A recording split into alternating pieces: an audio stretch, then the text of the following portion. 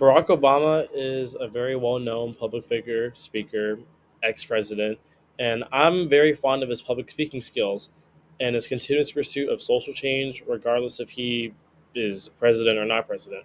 Now, obviously, given his massive influence, Barack Obama beautifully utilizes his credibility and context analysis within his speech, within when it comes to his public deliveries, statements, and he does this in order to establish a professional and very informative tone with the audience that is watching him. Now, when it comes to these claims, I can back these through sources from all the media outlets that cover him, the fact that he was president, obviously, and also all his public speeches that have been meticulously crafted to his very high public profile. So obviously, the words he has to say have to be very carefully curated. Some examples I can use. So around 5-ish years ago, Obama spoke out against the very popular trend of call out culture, or now referred to as cancel culture. And he acknowledged how the younger generation has a very positive sense of and motive in trying to promote activism. So he's still commenting the actual intent of the public that he's criticizing.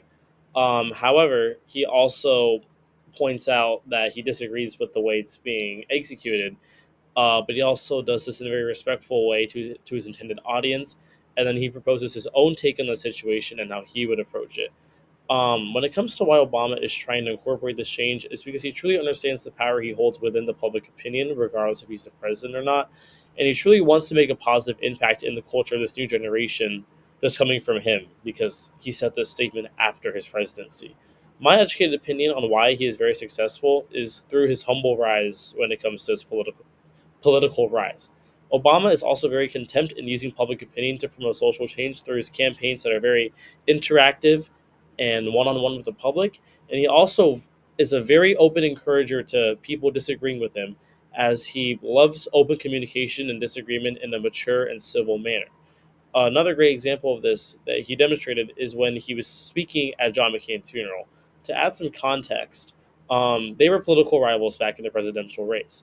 And I can quote this. Obama stated, "We never doubted that we were on the same team."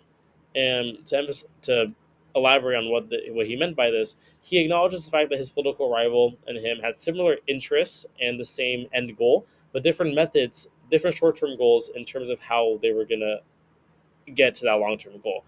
And during this speech, he's very delicate with his audience. He's very delicate with his audience through his use of audience analysis, as obviously speaking at a funeral is a very sensitive topic.